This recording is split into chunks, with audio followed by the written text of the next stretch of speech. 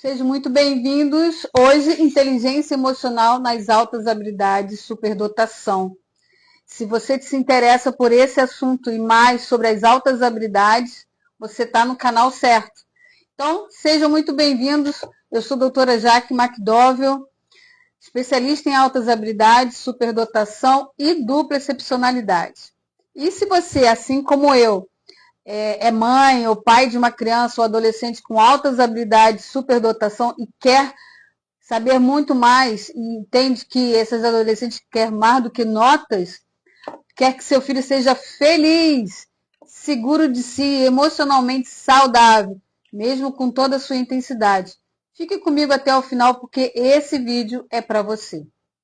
E o objetivo desse conteúdo hoje é mostrar que o desenvolvimento integral de crianças com altas habilidades e superdotação vai muito além do cognitivo. Ele exige um olhar atento para o emocional e as relações e o autoconhecimento. Por isso que o nosso método Novos Ares, ele fala sobre criar filhos com altas habilidades, superdotação e felizes. Então, as altas habilidades e a superdotação, ela está ligada ao emocional. E o que seria, então, inteligência emocional e qual é a sua importância para as altas habilidades e superdotação? Bom, quando falamos sobre o desenvolvimento integral dessas crianças com altas habilidades, muita gente pensa assim só no cognitivo, ou seja, notas altas, desempenhos acima da média, capacidade de aprender rápido. Mas o que acontece com uma criança brilhante que não sabe lidar com essas frustrações da vida, que sente tudo intensamente, mas não entende o que está de fato sentindo, o que sofre rejeições, perfeccionismo ou isolamento. A inteligência emocional é o que equilibra tudo isso. E é ela que vai ajudar a transformar o potencial em potência. Sem ela, o brilho vira peso. Então, a gente vai precisar falar e entender melhor sobre o que é, de fato, a inteligência emocional e por que ela importa para as crianças com altas habilidades de superdotação. Bom, você já viu seu filho brilhar intelectualmente, resolver problemas com facilidade, mas ao mesmo tempo travar diante de uma frustração simples, como por exemplo perder um jogo ou receber uma crítica? Isso mesmo, isso é muito comum e muito mais comum do que parece. E a chave para entender esse contraste da inteligência emocional com a inteligência cognitiva é exatamente entender esse equilíbrio. E o que seria então a inteligência emocional? Bom, a inteligência emocional é a capacidade de reconhecer e compreender, lidar e expressar as próprias emoções de forma saudável. Então, é também perceber e respeitar as emoções do outro. O psicólogo Daniel Goleman, né, quando ele traz a inteligência emocional, quando a gente conhece a inteligência emocional no Brasil, foi lá pela década de 90, né? Ele é um dos principais estudiosos desse tema. E aí ele vai descrever pelo menos 5 pilares principais. Existem outros, tá? Mas esses daqui são os principais das habilidades socioemocionais. Nós temos a autoconsciência, que é saber o que está sentindo e por quê. A autorregulação, que é conseguir controlar os impulsos e as reações. A motivação, que é usar emoções a favor dos próprios objetivos. A empatia, que é entender o que o outro sente, mesmo que não diga. E habilidades sociais, ou seja, saber interagir, se comunicar e criar vínculos. Mas além dessas habilidades, existem outras competências também. Bom, mas e por que isso ainda é o mais importante para crianças com altas habilidades de superdotação? Isso é importante para todos nós, tá? Não só para as crianças, adolescentes, para adultos também. Mas por que isso é mais importante para crianças com altas habilidades de superdotação? Crianças com altas habilidades de superdotação, em geral, elas são mais intensas emocionalmente, elas são mais sensíveis a críticas e injustiça, elas são mais perfeccionistas e são exigentes consigo mesmo, né? Elas também são mais propensas ao pensamento acelerado. E por muitas vezes solitárias, e justamente por não encontrarem pares que as compreendam. Então, essa combinação pode gerar um alto risco de ansiedade, de estresse, de frustração e até de baixa autoestima. E se essas emoções não forem bem compreendidas e manejadas, vai acontecer tudo isso. Então, cabeça brilhante, coração em tempestade. Uma criança com altas habilidades de superdotação, ela pode ter um raciocínio de um adolescente, assim, mas uma criança, né? Ela pode ter o raciocínio de um adolescente, mas a maturidade emocional de uma criança é ainda de uma idade cronológica. Então, a gente vai encontrar um descompasso entre essa cognição e a emoção. E aí, muitos pais e professores não conseguem enxergar de imediato o que pode estar causando, por exemplo, conflitos e às vezes mal entendidos. Por exemplo, a criança resolve o problema matemático complexo, né? Mas ela chora ao ser contrariada. Por exemplo, ela escreve uma história genial, mas ela explode se o lápis quebra ou se alguém a interrompe. Ela tem ideias fora da curva, mas ela pode se fechar se não for compreendida. Então, ela também está sendo assim, ela pode ser manhosa, ela pode ser dramática, ela pode não conseguir lidar com tudo isso, porque ela tem um turbilhão interno que nem ela entende direito. Então, por isso é importante a gente trabalhar a inteligência emocional. É urgente, tá? Então, por que o potencial das crianças com altas habilidades de superdotação só vai florescer de forma saudável quando existir de fato um equilíbrio emocional? Uma criança emocionalmente inteligente, ela aprende a nomear e regular suas emoções, ela entende que errar faz parte do processo, né? Ela desenvolve autoconfiança, tolerância à frustração, ela sabe pedir ajuda e construir relações saudáveis. E ela também se prepara não só para a excelência acadêmica, mas também para a vida e a sociedade. Então, quando a criança é emocionalmente inteligente, pode acontecer tudo isso. E aí a gente pode trazer um exemplo para ilustrar essa nossa fala. Uma vez eu atendi uma criança, uma menina de 10 anos. Ela era superdotada em linguagens e lógica. Ela criava histórias incríveis, ela tinha um vocabulário assim que impressionava os adultos, né? Mas emocionalmente era muito insegura. E assim, ela chorava se tirasse nota 9, ou seja, menos do que 10 para ela não servia, né? Ela se isolava quando não era o melhor para ela, quando ela se achava estranha, né? E só depois a família então começou a trabalhar a inteligência emocional e aí sim a autoestima dela cresceu, o sorriso dessa criança voltou e ela entendeu que não precisava ser perfeita, mas ela precisava ser feliz. Então, o que a gente vai entender disso?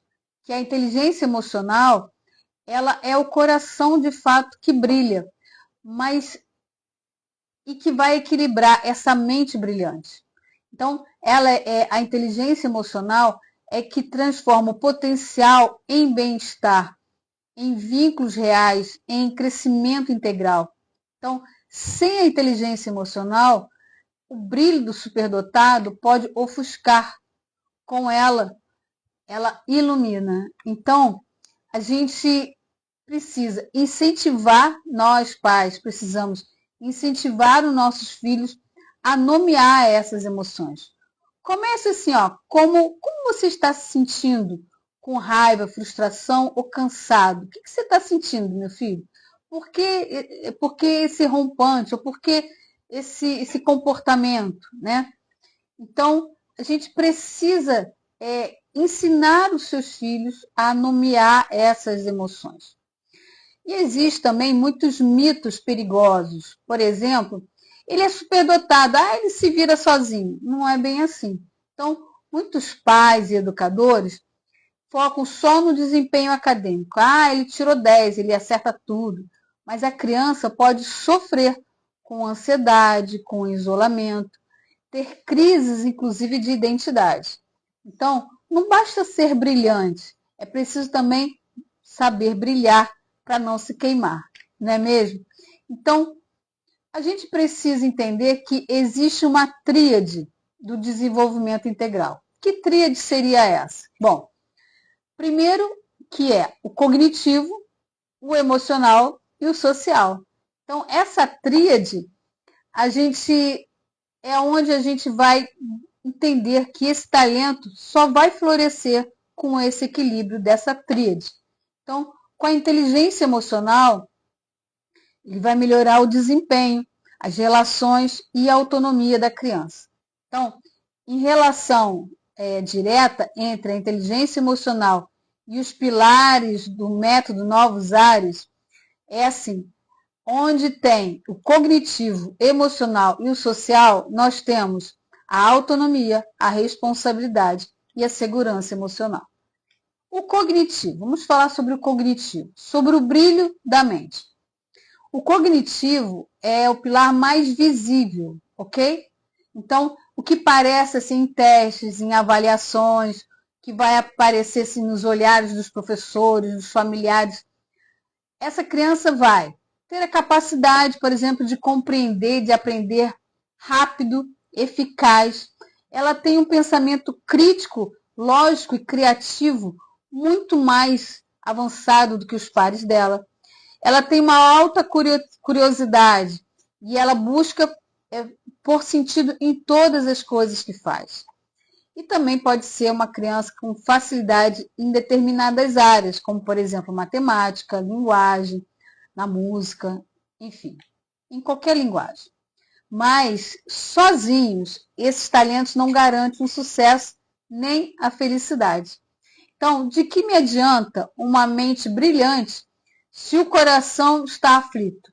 Então, se a criança se sente sozinha no mundo, você acha que vai adiantar? E aí nós temos nosso segundo pilar, que é o emocional. O equilíbrio de sentir, né? do saber sentir. Então, esse pilar, ele é oculto. Muitas vezes, ele está esquecido na educação formal. Mas ele é vital para a criança. Como eu falei, ele é vital para todos nós. Mas para a criança com altas habilidades de superdotação, ele é muito mais importante. Por quê? Porque esse emocional, né, esse equilíbrio do sentir, vai fazer com que essa criança compreenda e expresse as suas emoções. Ela vai aprender a desenvolver a autoestima e a segurança.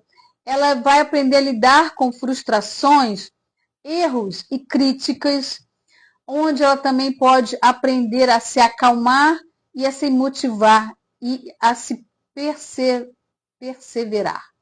Ou seja, ela é um momento onde esse pilar oculto ela pode construir relações muito mais saudáveis, além também dela estar muito mais saudável com ela mesma, né? Do bem-estar dela. Então, crianças com altas habilidades de superdotação, elas sentem tudo com uma intensidade.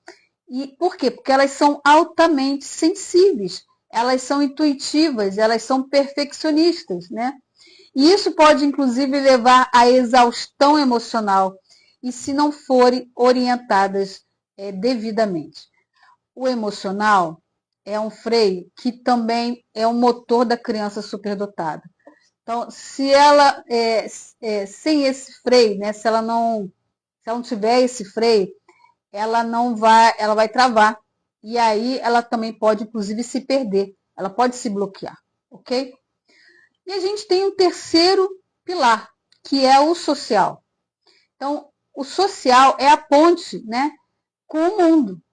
Então, o desenvolvimento social dessa criança, né, sobre essa capacidade de se relacionar, é onde também ela vai identificar, aprender como se comunicar, comunicar as ideias dela, como negociar essas ideias, como colaborar e sentir que faz parte do grupo, né? Então, crianças com altas habilidades de superdotação, elas podem, por exemplo, apresentar dificuldades de socializar por falta de pares, ela tem um sentimento inadequado ou, ou de rejeição, né? Elas também entendem que têm preferência por adultos, né, na hora de conversar, e por isso, por muitas vezes, também acabam tendo atividades solitárias, né? Porque ela não consegue um par para ela. E essas crianças, né, elas têm conflitos com regras que não fazem sentido lógico para elas. Então, se não houver acolhimento e direcionamento para esses três pilares, né, que é o cognitivo, o emocional e o social, essa criança se sente só. Então, a solidão, a ansiedade social e até mesmo o isolamento vão aparecer. Então, a criança superdotada, ela precisa aprender que ser diferente não é ser menos nem mais, mas é ser único. Ela tem que entender que ela tem um lugar no mundo. E aí, como é que isso funciona? Imagina uma criança que tem alto desempenho, né, cognitivo, mas não sabe lidar com frustrações por conta da falta desse emocional, né? Ela evita, por exemplo, trabalhar em grupo. E aí vem a falta do social. Essa criança também pode se isolar ou se autocobrar demais e não desenvolver o seu pleno potencial por conta do perfeccionismo. Então ela deixa de lado. E assim, e agora imagine uma criança que é orientada emocionalmente, se sente segura e entende o seu lugar no grupo. Essa criança terá ferramentas internas e externas, né, que vão florescer com esse equilíbrio. Então, na tríade do método Novos Ares, né, o método que eu criei exclusivamente para pais criarem filhos com altas habilidades e felizes, acreditamos que o verdadeiro desenvolvimento da criança com altas habilidades de superdotação acontece quando na mente, o coração e os vínculos andam juntos. Então, os nossos pilares são autonomia, responsabilidade e segurança, não é mesmo? Então, eles têm que andar juntos, né? Eles andam juntos com o cognitivo, o emocional e o social. Então, ao desenvolver o cognitivo, que é o que às vezes a gente vai focar mais, né? É como a gente pudesse regar uma planta sem sol, sem uma terra boa. Então, se a gente só faz isso, não vai dar certo, ok? Agora, a criança com altas habilidades de superdotação, ela precisa crescer com um todo. E qual é esse todo? Ela precisa pensar, sentir e se conectar. Então, quando esses três pilares se equilibram, não criamos apenas gênios, vamos dizer assim, entre aspas, né? Mas criamos seres felizes, preparados e realizados. Quando eu falo gênios, entre aspas, porque a gente sabe que crianças com altas habilidades a gente não pode identificar como gênios, a não ser que ela tenha deixado um legado de fato, ok? A gente sabe que a gente coloca a criança com altas habilidades de superdotação, a gente vai entender que ela pode ser precoce e ela pode ser prodígio. Precoce quando ela está acima dos pares dela. Desenvolve tanto cognitivo, além dos pares dela. E o prodígio é uma criança que já tem conhecimento e entendimento de um profissional, de um especialista. Agora, gene, a palavra gene, às vezes, por muitas vezes, é usada erroneamente. É por isso que eu botei gene entre aspas. Porque o gene é aquele que deixa um legado, tá bom? Aproveitando, abrindo um parênteses, né, com essa questão.